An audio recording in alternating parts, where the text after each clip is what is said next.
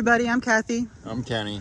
And today we are at Mountain Green Memorial Cemetery on Stillhouse Hollow Road in Shippensburg, Pennsylvania, close to Scotland, Pennsylvania. This was a cemetery that Kenny and I restored with our, at the time, Girl Scouts and Frontier Girls. There was also a gentleman that had community service to complete that helped us, and some friends from over the mountain. You couldn't walk through here at all at that time. No, you couldn't. It was brushy. There are probably only 65 stones, but there are 165 graves. We found a map of it on, well, at the Shippensburg Historical Society, I think it was. Yeah. Or the Kittatinny, I'm not sure. If you go on the Facebook page that we manage, you can read back through a lot of the history of this place. And there's quite a bit, and I will walk around with you. Today it's a little chilly. We came to put flags back on the veterans' graves that are here.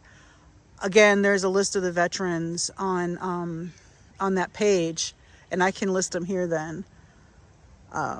In the middle of the cemetery is what Kenny and I lovingly call the Chief's Tree.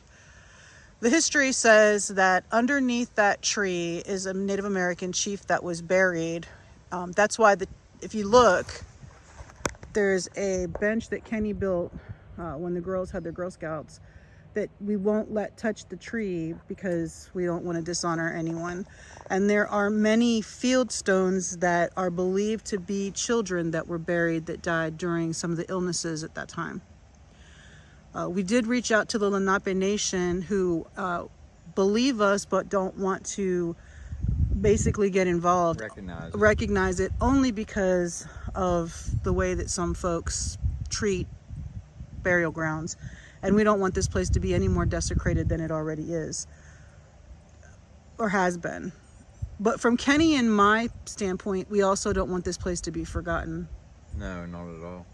Too many veterans in here. There's a lot of veterans in here. There's a lot of history in here. We don't know where the gravesite is, but the widow of one of the USCT soldiers from I think it's the 54th Massachusetts, is also buried in here, Alice Shirk. Her husband is buried in Locust Grove in Shippensburg. So, I don't know, honey, do you have anything you want to say? This is more of a serious... What was the woman's name that's buried in here? What'd you say her name's? Alice Sharp? Alice Shirk. Yeah. Mm-hmm. Well, and the thing is that at the time that we started to do any type of cleanup in this place, you couldn't even see these headstones back here. Oh my gosh, and there was loads and loads and loads of brush and trees taken out. Yeah, I think there was 14 truckloads of brush. And like I said, Kenny built that because it's just peaceful here. So that these folks, I think we were told that you are only remembered to the 3rd generation. I believe you're right. And we want to make sure that these folks, there's a lot of tragedy in here. There's folks that are buried here from the Franklin County home. This is a private cemetery owned by a family that kind of just became Stillhouse Hollow's burial ground at the time. Dykeman Pond is not that far from here, and that was, I believe, the first Lenape settlement in this area. And then also, if you go up Stillhouse Hollow Road to the top of the mountain, you will come eventually to TikTok, which is where Mary Jamison was kidnapped. So there was a lot of activity in this area. When we first started to do cleanup here, there was a hawk that we nicknamed Fitz. You see, he's not here today, but he stopped coming, I think, when he realized we weren't here to do any harm. But come along with us, and I'll give you some more of the history. Kenny's going to hang out with the boys while I place the flags, but I'll introduce you to everybody. We did try to make a fence here with some funding, but this is about as far as we got. We got this fence on this side and the fence on that side, just so that people realize that it was a cemetery and not an empty field. But come on with us today and we'll take you around and show you just how important this place is. The 6 unknown. David Burrows, Grand Army of the Republic. Josiah Hillen, Grand Army of the Republic. William Patterson, Grand Army of the Republic. George Fry, Grand Army of the Republic. Frederick Kreiner, Grand Army of the Republic. Levi Stevenson, Grand Army of the Republic. Clayton B. McClure, World War I, United States Marine Corps. John David Stevenson, World War I. Lester William Adams, World War II, Army. George William DeVoe, World War II. Clarence Elmer Flory, World War II, Army. Carl Ory McCure, World War II. And David L. Savage, enlisted, United States Marine Corps.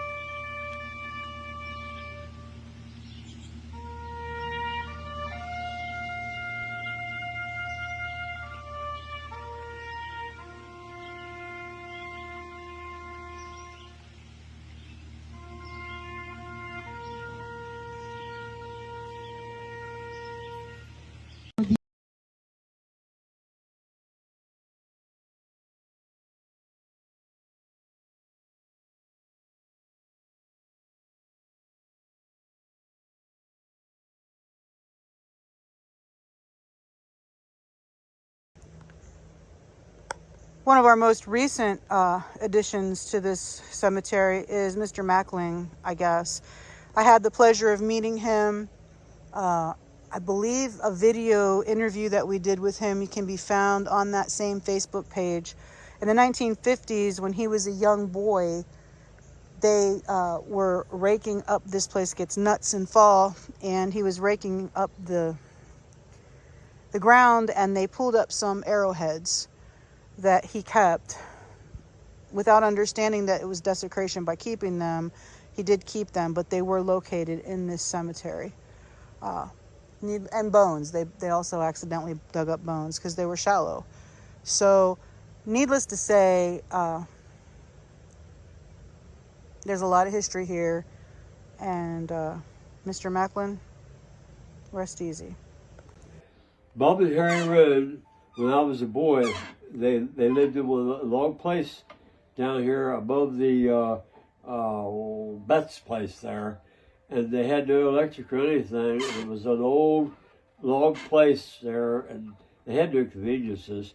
And the two brothers were bachelors, and the story was that they both chewed tobacco, and they said whenever we went for dinner, they'd take their tobacco out, put it on the post. They come back after dinner and they put it back in. And that turned a lot of people to chew tobacco. That too. So I'm wondering, I'm thinking that someone told me the Bob and Harry Road was Grace Kreiner, Stringtown News, was her brothers. That's why I'm wondering. Where do they tie in at? I don't know. I can look them up if you can get. So here we have Clayton McClure, United States Marine Corps, World War I, and his brother Carl. Unfortunately, Carl does not have a stone that is required to be placed by a family member or the persons that own the cemetery. We actually had asked the Veterans Administration to assist us, but for whatever reason, it never happened. Perhaps now that there's new administration there, we'll try again so that Mr. McClure is honored. Clayton is the one who actually dug a passage in here so that some of the other folks could have been buried. There was no way for a hearse to access the cemetery at the time. So we definitely want to honor Mr. McClure and Mr. McClure. I know it doesn't look like it, but we actually did clean these these stones not too awful long ago. We'll probably need to do that again, just so that you can see who are here. But Lily Fry was, as far as we could tell by our records, one of the first people to be buried here. And I believe, if I can remember correctly, she was 3 years old. Again, that information is on the Mountain Green site. George Fry has 2 markers, and we're not quite sure why, but the Office of Veterans Affairs told us to let them there, that someone knew something that we didn't. Maybe there was another grave beside it or something else. But at any rate, we are here to honor George Fry. Here's another stone that had been turned over. We kind of propped it up on wood. So that it wouldn't be more damaged. So as you can see, this marker is by one of those stones, and GAR,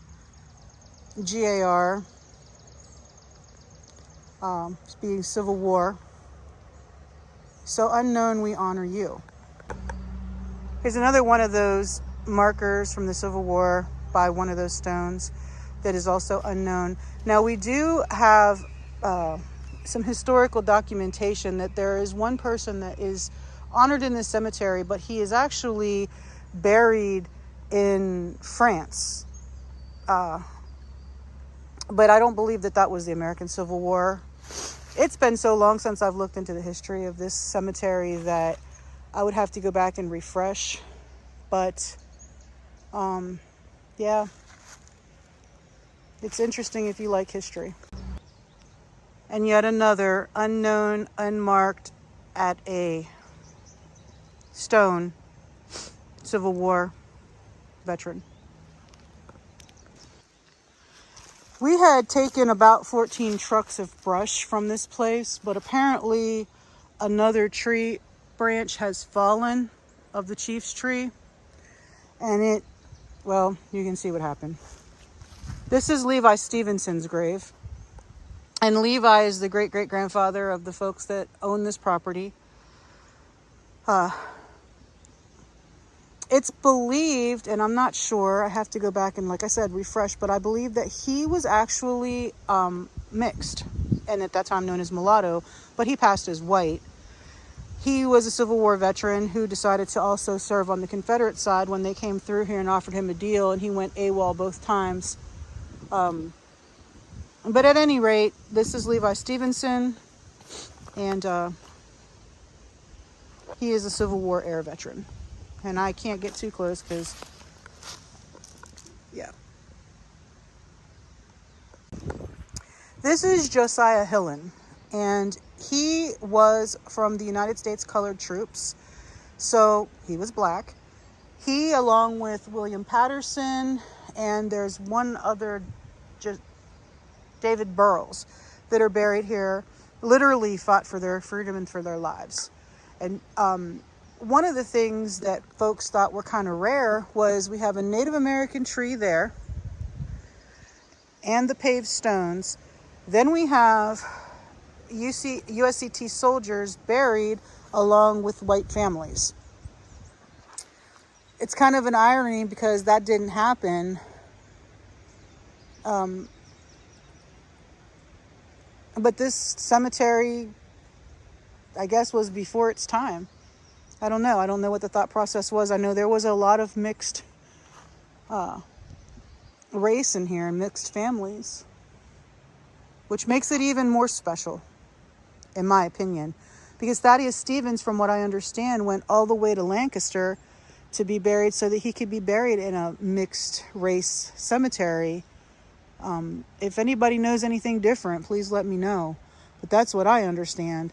And so, to me, that's even more reason. This place has just got so much history. Again, we have another Civil War era veteran here that was replaced. These two burial markers must have been moved or hit over years. You can see the damage. So that's two more individuals that are here that are unknown. Whoever they are, may their memory be a blessing.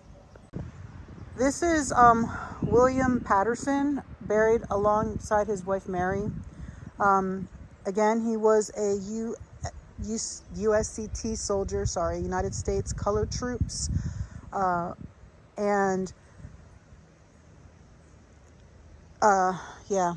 I'm not really sure what I want to say anymore, guys, other than I just want to make sure that I honor each and every one of the folks that are buried in this cemetery. A lot of these gravestones were damaged. Now, I did reach out to the history department in Shippensburg. I do know for a fact that some of these stones were stolen, and some of them, I know that there was a time where this was used as a place to ramp through on four-wheelers, if you can believe that. So when I tell you that desecration runs pretty deep, it runs pretty deep. But the folks that have it now are very careful with it. They keep it mowed. They do their best, but they're older and have been very open to anything that we try to do here. There was a time where we tried to do Wreaths Across America, and for 2 years when we had our Girl Scouts and then Frontier Girls troop, we had a color guard. This place was full. After that, we couldn't get a color guard. We couldn't get a bugler. I couldn't get donations. It was local businesses and the downtown entities that literally funded all of the wreaths in this place. And I think there's like 27 of them that we needed. And so Kenny and I decided that from now on, we would just come and we would do this, and we would do our best to make sure that these people aren't forgotten. This is the burial site of David Burrows, Company A, 127th Regiment, USCT troop. This is not a soldier. However, I will tell you that this gravestone, what happened to it was a gentleman brought a container full of shine and sat up here, and he thought the cool thing to do would take a sledgehammer and start to beat the gravestones. And so he broke apart William and Margaret Kreiner's gravestone. You wouldn't believe the amount of garbage that we found, and artificial flowers. If you ask any of our Girl Scouts or Frontier Girls, I am so anti-artificial flowers, because that is all we found. I told them that if they give me artificial flowers, I'm going to come back, pinch them, and then go back to sleep. It was a joke, but there was so much garbage in here. But the owners have done a wonderful job at keeping it maintained. Again, here's another one of those ones that I don't understand why they have a placard. Let me see what the placard actually is. I don't remember. It's been a while since I've been here. Veterans of Foreign Wars. So maybe that would be that one that I told you that's buried in France. Maybe that's to honor him. Maybe he's buried beside her and there's no stone. But at any rate, we're going to honor whoever this is for, and may their memory be a blessing. These are all Kiner family. That stone right there refuses to face the correct way. I've tried. I'm just going to leave it like that because I guess that's the way they want to face. But I believe these might all be children. However, here, and you can see it's broken off, is Frederick Kiner. His parents are buried in a cemetery in Gettysburg. And I can add that to the video and tell you which one it is. We've visited their graves. So again, if you are interested in any of these folks or any of the information that I'm sharing here, a lot of it can be found through way back on the Mountain Green page. And again, you can visit the other cemetery that is in Gettysburg. The Alms, I believe it's the Alms graveyard. Now, as far as Kenny and I were able to find out, this here, These are not actual bodies. These are cremains. And so there are 2 soldiers that are here. And so we want to honor them. David Savage is one. 2000, clearly, that's not the Civil War.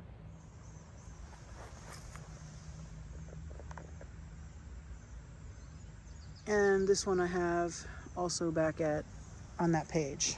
I can't read it anymore. It's been about 3 or 4 years since I've actually thought about the history of this place. We drive by it, we check it to make sure that it's still honorable, but we haven't actually been here for a long time. That's why we wanted to do this video. Fitz, is that you? Or is that somebody else? This grave is Leroy Fickus, and he actually had taken over the family property and lived in here for years, and came back to be laid to rest in Mountain Green. The reason I show you his grave is that he had a lot to do with this cemetery too. Actually, there's an unmarked grave from, I think it was his aunt, that he had actually dug so that she could be laid to rest in the family cemetery.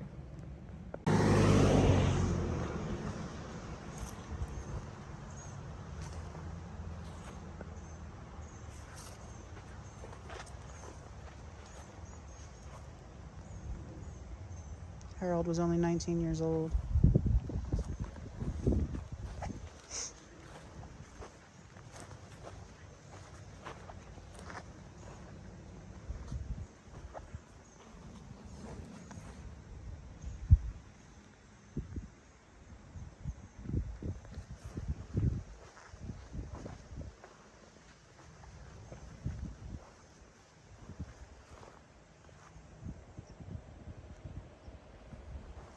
You can see that there's quite a few veterans in this cemetery. They deserve to be remembered.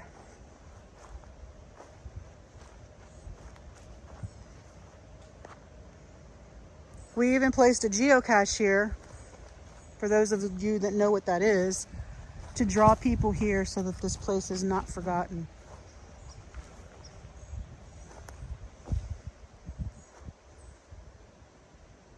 Freedom isn't free.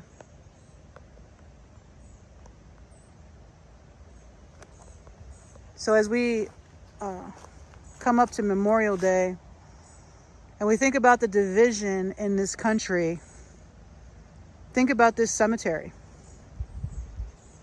When I was a little girl, I was taught Jesus loves the little children, all the children of the world. Red and yellow, black and white, they are precious in his sight. This cemetery has Native American, it has black, it has mixed, it has white. Might this cemetery be a message? I don't get political, but I just think that unity is what we need right now, guys. And these men gave their lives for that very thing. I'm gonna let the video go here, but that's my 2 cents. I hope you guys come check this place out, not because it's not, not because it's a cemetery, I don't want to creep you out, but because of the history and the importance of remembering. Thanks for watching.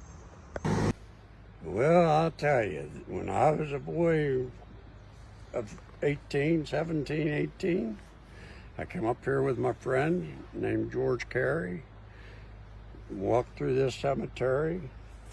There were stones, markers for the lots. Right now, somebody come in here, moved them all, put them together side by side some places. No stones available, very few that are still here, but they're scattered. The way I understood it, they used it to do wheelies and stuff. From there, it just looks like an old cemetery that nobody wanted to be bothered with. And these people were coming in here, and they're gonna fix it up, do what they can do, find the stones, put them back in place, but the ones that don't have markers, and there's plenty of them that don't have markers, all you see is a lot. So I hope they're satisfied with what they did. Well, what would you But- like to see happen here? What would I like to see happen? Well, I'd like to see that these people that's doing this can get to the cemeteries, funeral parlors, historical documents, death certificates.